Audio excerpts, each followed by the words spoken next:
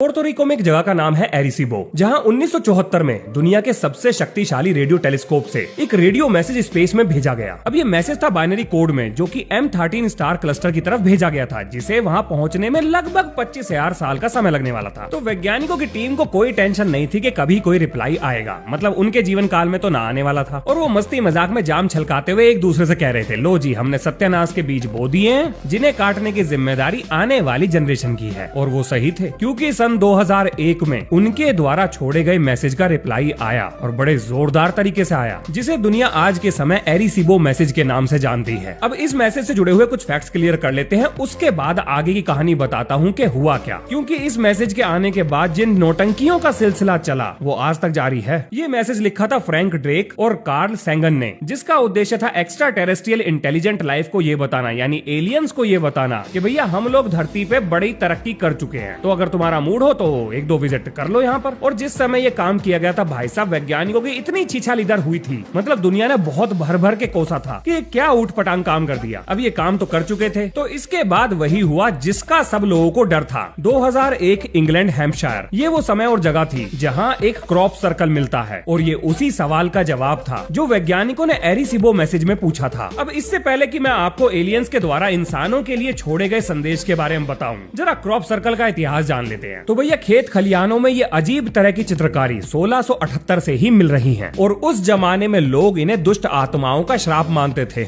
मतलब हाँ, दुष्ट आत्माएं भी श्राप देती हैं। अब कुछ लोग इसे यूएफओ नेस्ट भी कहते थे, लेकिन जहाँ पर भी क्रॉप सर्कल दिखाई देते थे वहाँ एक चीज कॉमन थी, वो ये कि ये हमेशा रात में ही बनते थे। दूसरी चीज, हर क्रॉप सर्कल के आसपास उड़ते हुए रोशनी के गोले दिखाई देते थे, और ये उन लोगों का दावा था जिन्होंने क्रॉप सर्कल सबसे पहले देखे। सबसे पहले क्रॉप सर्कल की फोटो 1937 में अंग्रेजों के साइंस जर्नल में छपी थी। फिर ये क्रॉप सर्कल 1945 में दिखाई दिए। फिर 1952 में अमेरिकी वायुसेना ने इन क्रॉप सर्कल्स के ऊपर जांच पड़ताल शुरू कर दी, और खेत खलिहान में ये अजीब तरह की चित्रकारी इसी तरह से ही लगातार चलती ही रही, जो कि बहुत सिंपल डिजाइन से लेकर बहुत कॉम्प्लेक्स डिजाइन तक थे। लेकिन कभी भी किसी को इनका कोई मतलब समझ में नहीं आया, और ना ही किसी ने इन्हें अपनी आंखों से बनते हुए देखा था। लेकिन एक दिन किसी ने इन्हें बनते हुए देखा भी और कैमरे में रिकॉर्ड भी कर लिया। सन 1996 में जॉन हिली नाम का एक इंसान इंग्लैंड के ओलिवर कैसल में कैंपिंग कर रहा था। तभी उसकी नजर उड़ते हुए रोशनी के गोलों पर पड़ती है, और वो फटाफट अपना कैमरा उठाकर उसकी वीडियोग्राफी शुरू करता है, और देखते ही देखते पहली बार बनता हुआ क्रॉप सर्कल कैमरे में कैद होता है। अब इस घटना से पहले वैज्ञानिक ये मानकर चल रहे थे कि क्रॉप सर्कल के पीछे कोई और कारण हो सकता है, जिसके बारे में शायद अभी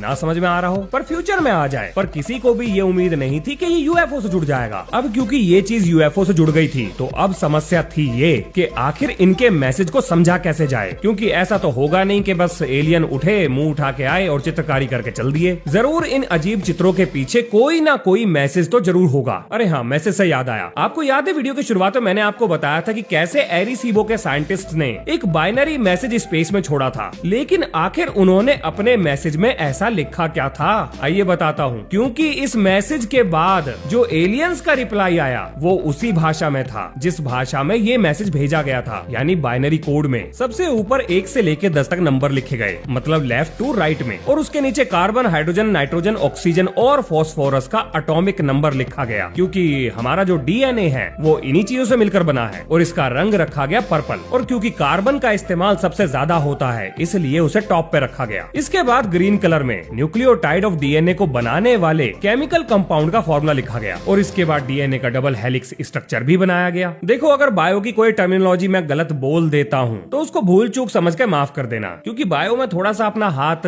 तंग है, ज्ञान की गरीबी है। फिर इसके बाद एवरेज ह्यूमन हाइट यानी कि 5 फुट 9 इंच और उसका स्ट्रक्चर बनाया गया, और उसके बाद दिखाया गया सोलर सिस्टम और 9 प्लैनेट्स। और आपके दिमाग में अगर ये सवाल आ रहा है कि प्लैनेट तो 8 होते हैं, तो भैया मैं आपको बता दूं, सन 2006 में प्लूटो से उसका प्लैनेट का ताज छीना गया था। 1974 में तो 9 ही प्लैनेट थे, मेरे स्कूल टाइम में भी 9 ही थे। और इसके नीचे जानकारी दी गई कि भैया ये जो मैसेज हम आपको भेज रहे हैं ये भेजा है हमने एरिसीबो रेडियो टेलीस्कोप से, और इस काम को करने में लगभग 1679 बाइनरी डिजिट्स का इस्तेमाल किया गया, और इस सिग्नल को भेजने की फ्रीक्वेंसी थी 2380 मेगाहर्ट्ज, और इसे 10 हर्ट्ज की शिफ्टिंग से मॉड्यूलेट भी किया गया। और इस पूरे मैसेज को भेजने में लगभग 3 मिनट के आसपास का समय लगा था। अब क्योंकि रेडियो सिग्नल की मदद से हमने मैसेज भेजा था जो कि स्पीड ऑफ लाइट पर ट्रेवल करता है, तो जिस चीज की तरफ हमने मैसेज भेजा था वहां इसे पहुंचने के लिए लगभग 2500 साल यानी 25,000 ईयर्स का समय लगने वाला था। और मैं यूं कहूं कि अगर वहां इसे कोई पकड़ लेता, इस मैसेज को कोई रीड करता और रिप्लाई करता, तो इस मैसेज का रिप्लाई आने में लगभग 50,000 साल का समय लग जाता। 25 जाने के 25 आने के, तब तक तो धरती का क्रियाक्रम हो लेता। लेकिन 14 अगस्त 2001 ये वो तारीख थी जिस दिन चिलबोल्टन रेडियो टेलीस्कोप के नजदीक एक खेत में, जो कि इंग्लैंड में है, ग्राउंड पर अजीब तरह की आकृति बन जाती है, मतलब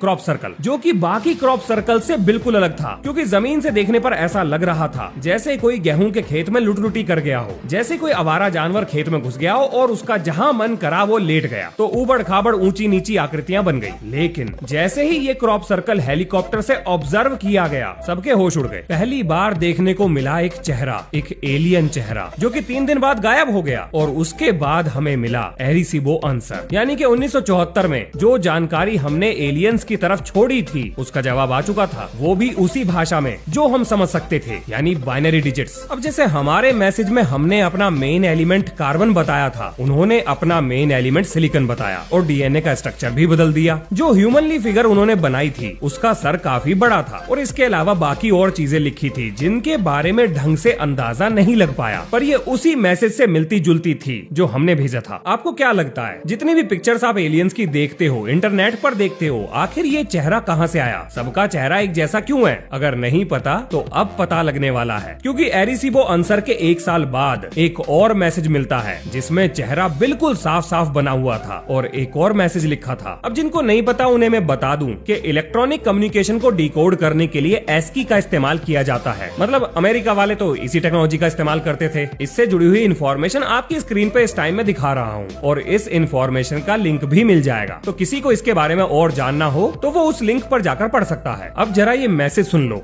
Beware the bearers of false gifts and their broken promises. Much pain, but still time. Believe. There is good out there. We oppose deception. Conduit close. अब इसका जिसको जो मतलब निकालना है वो निकाल सकता है। मैं इस मैसेज के मीनिंग की कंट्रोवर्सी से दूर रहूंगा। अब ये बात भी बिल्कुल ठीक है कि एलियंस धरती वासियों से कम्युनिकेट करने के लिए सिर्फ क्रॉप सर्कल के सहारे ही नहीं बैठे थे, बल्कि और भी बहुत सारे तरीके इस्तेमाल कर रहे थे, जिनमें से एक का हमें पता लगा उस दिन जिस दिन सन 2004 में रॉबर्ट रिज नाम का एक आदमी न्यू मैक्सिको में एक हिरण का शिकार कर रहा था। तब उसे रेत में एक पत्थर मिलता है जिस पर एक अजीब सा डिजाइन बना हुआ था। वो उस पत्थर को अपने साथ ले आता है, लेकिन इस बात को वो सीक्रेट नहीं रखता, बल्कि वो सबको बताता है और जल्दी ये खबर चारों तरफ फैल जाती है। फिर जब उस पत्थर पर रिसर्च की गई तो ये पाया गया कि वो एक लोड स्टोन था और लोड स्टोन नेचुरल मैग्नेट्स को कहा जाता है, यानी जमीन से निकलने वाला मैग्नेटिक मटेरियल। अब जब इस पत्थर को माइक्रोस्कोप के नीचे देखा गया तो ये पाया गया कि ये निशान किसी भी मशीन के द्वारा नहीं बनाए गए, ये नेचुरल थे और लोड स्टोन उस एरिया में नहीं पाए जाते जहाँ पर ये पत्थर मिला था। और कमाल तो तब हो गया जब ये बात सामने आई कि इस पत्थर पे जो डिजाइन बना हुआ था वो 8 साल पहले यानी कि 1996 में एक क्रॉप सर्कल के रूप में पहले ही खोजा जा चुका था। अब जाहिर सी बात है, जिसके साथ भी एलियंस का नाम जुड़ेगा या फिर उनसे जुड़ी हुई चीजों के साथ जुड़ जाएगा उसे पॉपुलैरिटी तो मिलनी ही थी। तो इस चीज का बहुत से लोगों ने फायदा भी उठाया और बहुत बड़े बड़े झूठ भी बनाए, जिनमें से एक का पता लगा तब जब 9 सितंबर 1991 में इंग्लैंड के एक न्यूज़पेपर ने फ्रंट पेज कवर स्टोरी छाप दी, जिसमें न्यूज़पेपर ने यह बताया कि कैसे 2 60 साल के नौजवानों ने पूरी दुनिया को चूना लगाया, क्रॉप सर्कल के नाम पे चूना लगाया। और भाई साहब 60 साल की उम्र में ऐसी हरकतें कौन करता है? ये चूना लगाने का काम तो नौजवानों का ही है, तो ये 60 साल में नौजवान ही कहलाएंगे। मतलब एटलीस्ट मैं तो नौजवान ही कहूंगा। तो भाई साहब इन्होंने क्या काम किया कि अपने गले में डालकर एक रस्सी और पैर के नीचे पट्टा अपने गेहूं के खेत में दबादब पेड़ों को पैरों के नीचे दबाना शुरू कर दिया, जिससे पैदा हुआ क्रॉप सर्कल। और बस हो गई है फेमस। चारों तरफ अर्चे पर्चे खर्चे और इनके ही चर्चे, बस यही चल रहा था। लेकिन फिर इनका भांडा फूट गया, किसी ने इनकी चुगली कर दी तो उसमें भी इनको फायदा मिल गया, क्योंकि इन्होंने खुद टीवी पर आकर ये बात कबूल करी तो फिर से इन्हें पूरी फुटेज मिली। और इसके बाद एंट्री होती है विरोध की कीर्तन मंडली की, जो शुरू से ही ये बात कह रही थी कि भैया क्रॉप सर्कल नाम की कोई चीज होती ही नहीं, ये तो बस कुछ ठग लोगों का काम है। और जैसा कि आप जानते हो कि हर चीज का विरोध करने वाले हर जगह मौजूद रहते हैं, तो यहाँ पर भी थे। आखिर उनकी दाल रोटी इसी से तो चलती है। अब ये बात बिल्कुल ठीक थी कि इन 2 बुढ़े बाबाओं ने क्रॉप सर्कल बनाए थे, लेकिन सारे सारे क्रॉप सर्कल इनके बनाए हुए तो नहीं हो सकते,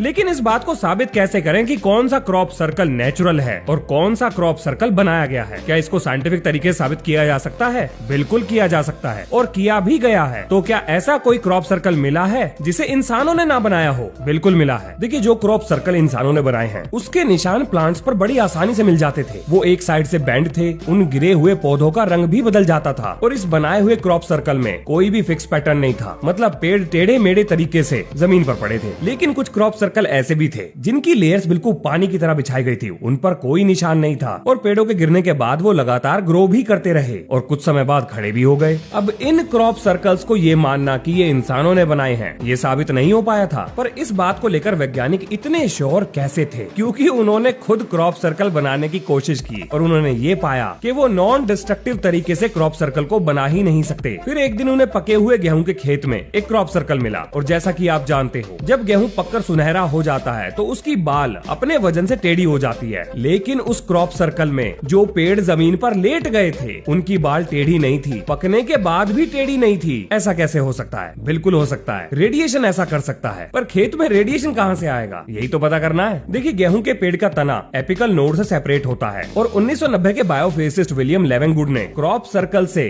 गेहूं के पौधों को निकालकर स्टडी करना शुरू करा और उन्होंने ये पाया कि गेहूं के पेड़ के नोड अंदर से फटे हुए थे और ये एक इंटरनल डैमेज था। जैसे पॉपकॉर्न को माइक्रोवेव में रखने पर मकई के दाने अंदर से फटकर पॉपकॉर्न का रूप लेते हैं, ऐसे ही गेहूं के नोड अंदर से डैमेज हुए थे और ये सिर्फ माइक्रोवेव रेडिएशन से ही पॉसिबल था। इस चीज को फेक नहीं किया जा सकता। और जिन लोगों ने भी खेतों में क्रॉप सर्कल बनते हुए देखे थे या बनने के बाद देखे थे, उनमें से ज्यादातर लोगों का ये कहना था कि उन्हें क्रॉप सर्कल के ऊपर धुआं उठता हुआ नजर आया। वो धुआं नहीं था, वो स्टीम थी। और कुछ क्रॉप सर्कल के ऊपर तो मैग्नेटाइज्ड आयरन की लेयर भी मिली है, बहुत पतली लेयर, और वो लोहा नहीं जो हमारे यहाँ मिलता है, बल्कि मीटेरॉइड आयरन, जिसे मैग्नेटिक ग्लेज के नाम से जाना जाता है। अब क्रॉप सर्कल के साथ यही एक अजीब बात नहीं थी, बल्कि कुछ क्रॉप सर्कल तो प्रॉपर मैथमेटिकल रिप्रेजेंटेशन भी थे, जैसे कि ये जिसमें पाई की वैल्यू 10 डिजिट तक दिखाई गई है। और इसी तरह से क्रॉप सर्कल्स में गोल्डन रेशियो और फिबोनाची नंबर्स भी मिले हैं। इसके अलावा क्रॉप सर्कल्स में सिमेटिक पैटर्न भी मिले हैं। सिमेटिक पैटर्न, ये वीडियो तो आपने देखी ही होगी, जिसमें एक प्लेट के ऊपर कुछ रेत के दाने डालकर जब उसे वाइब्रेट किया जाता है तो अलग अलग फ्रीक्वेंसी पे अलग अलग पैटर्न बनते हैं। तो क्या क्रॉप सर्कल का मीनिंग कोई फ्रीक्वेंसी है? हो भी सकती है। और कुछ क्रॉप सर्कल में तो दो न्यूट्रॉन स्टार एक दूसरे का चक्कर लगाते हुए भी देखे गए हैं। अब ये चीज स्पेशल है, क्योंकि अगर दो न्यूट्रॉन स्टार एक दूसरे का चक्कर लगाते हुए एक दूसरे में मर्ज हो जाते हैं तो वो एक मैग्नेटार बनाते हैं। और मैग्नेटार यूनिक इसलिए हैं क्योंकि उनसे ज्यादा स्ट्रॉन्ग मैग्नेटिक फील्ड यूनिवर्स में किसी और चीज की नहीं है। अगर थ्योरेटिकली बात करें तो मैग्नेटार की ग्रेविटी इतनी स्ट्रॉन्ग है जो अपने चारों तरफ स्पेस टाइम को पूरी तरह से कर्व कर देती है और हमें मिलता है वर्म होल। हालांकि ये सब थ्योरेटिकल है पर पॉसिबल है। लेकिन अगर स्पेस में वर्म होल है तो वहां तक हम पहुंचेंगे कैसे? वैसे जिनको वर्म होल के बारे में नहीं पता मैं बता देता हूँ। वर्म होल स्पेस टाइम के दो पॉइंट को कनेक्ट करता है, जिसमें से अगर ट्रेवल किया जाए, मान लेते हैं कि एक गैलेक्सी से दूसरी गैलेक्सी में जहाँ जाने में हमें हजारों साल लग जाएंगे या लाखों या करोड़ों भी, तो ये सफर कुछ घंटों या कुछ मिनटों का ही रहेगा। वर्म होल ऐसा कर सकता है। एटलीस्ट एल्बर्ट आइंस्टाइन ने तो यही कहा है। अब ऐसा नहीं है कि जितने भी क्रॉप सर्कल हमें मिल रहे थे वो सारे रिकॉग्नाइजेबल पैटर्न से थे, मतलब ऐसी आकृतियां थी जिन्हें हम पहचान सकें। कुछ ऐसी भी थी जिनका कोई भी लॉजिक नहीं बन रहा था। तब एक इलेक्ट्रिकल इंजीनियर निकोला रोमेंस्की ने अपना थोड़ा दिमाग लगाया। उन्होंने ये सोचा कि मान लेते हैं कि कुछ क्रॉप सर्कल हमें फ्रीक्वेंसी के बारे में बता रहे हैं कि उस पर्टिकुलर फ्रीक्वेंसी पर हम एलियन से कांटेक्ट कर सकते हैं, वहीं दूसरे क्रॉप सर्कल हमें स्पेस में वर्म होल के बारे में बता रहे हैं और कुछ क्रॉप सर्कल उस वर्म होल की लोकेशन के बारे में बता रहे हैं। लेकिन सवाल आता है ये कि आखिर हम उस वर्म होल तक पहुंचेंगे कैसे? क्योंकि हमारे पास जो टेक्नोलॉजी है उससे तो वर्म होल के पास पहुंचा ही नहीं जा सकता। रॉकेट या स्पेस क्राफ्ट से ये काम करना लगभग नामुमकिन है, तो कोई एयरक्राफ्ट भी होना चाहिए ना। और जो आप सोच रहे हो वही होने वाला है। ये जो क्रॉप सर्कल थे जिनका कोई मीनिंग नहीं निकल रहा था, जब इनको 3D सॉफ्टवेयर में डालकर इनकी पिक्चर बनाई गई, 3D मॉडल बनाया गया, तो वो कुछ उन्हीं डिस्क शेप एयरक्राफ्ट की तरह दिखने लगा जो आपको आजकल हर पिक्चर या वीडियो में देखने को मिलते हैं। यानी एलियंस का शिप देखने में कैसा होगा, ये पिक्चर हमने अपने मन से नहीं बनाई है, बल्कि इसका आइडिया हमें क्रॉप सर्कल से ही मिला है। अब जैसे ही अपने वैज्ञानिक को ये पता लगा कि ये तो एक स्पेसशिप का डिजाइन है, तो उसने फंडिंग जुटाने की कोशिश करी और उसे फंडिंग मिल भी गई। लेकिन फंडिंग पूरी नहीं पड़ी और प्रोजेक्ट को बीच में ही रोकना पड़ा। अब कुछ पल के लिए मान लो कि जो क्रॉप सर्कल है उसने हमें स्पेसशिप का डिजाइन दिया, लेकिन ऐसे स्पेसशिप को आप पावर कैसे करोगे? धरती पे तो कोई चीज ऐसी है ही नहीं जो इतनी पावर जनरेट कर सके। और यहाँ पर एंट्री होती है नाजियों के द्वारा बनाई गई ग्लॉक और एंटी ग्रेविटी मर्करी इंजन की, जिनके काम करने के तो हमारे पास कोई सबूत नहीं है, लेकिन बहुत से लोगों ने ऐसा क्लेम किया है कि ये चीजें काम करती थी।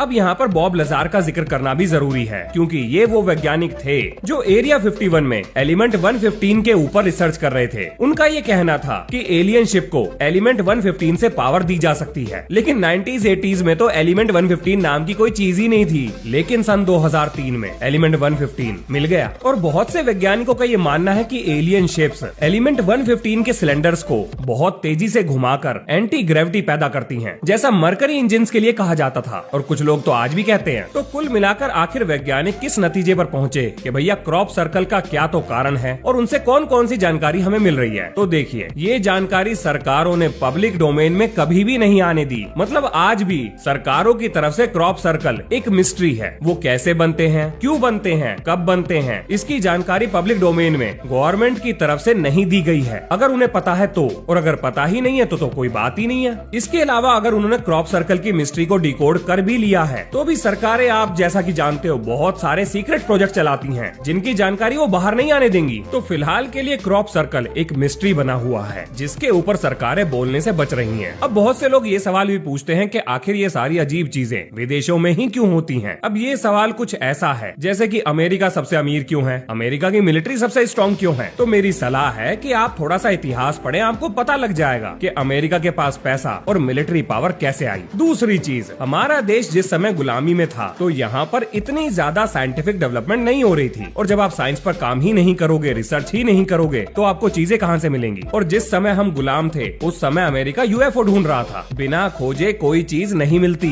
और जैसा कि आप देख रहे हो, जब हमने विज्ञान पे काम करना शुरू करा तो आज मून के साउथ पोल पर सबसे पहले हम ही पहुंचे हैं। और इसके अलावा दूसरी चीज हमारे कल्चर से भी जुड़ी हुई है। मान लेते हैं कि हमारे यहाँ किसी ने उड़ता हुआ ऑर्ब देख लिया, उड़ता हुआ गोला देख लिया, तो जैसे ही वो दिखाई देगा एकदम तुरंत उसी क्षण तंत्र मंत्र डिपार्टमेंट एक्टिव हो जाएगा। तो ऐसे माहौल में विज्ञान का पर्सपेक्टिव डेवलप करना ये बहुत बड़ी बात है। तो फिलहाल के लिए क्रॉप सर्कल की मिस्ट्री अनसॉल्व्ड है, ऑफिशियली तो अनसॉल्व्ड ही है। बाकी सच क्या है ये सरकारें इतनी आसानी से तो पब्लिक डोमेन में नहीं आने देंगी। तो इसी नोट के संग ये है इस वीडियो का अंत। मिलते हैं नेक्स्ट वीडियो में। जय हिंद, जय भारत।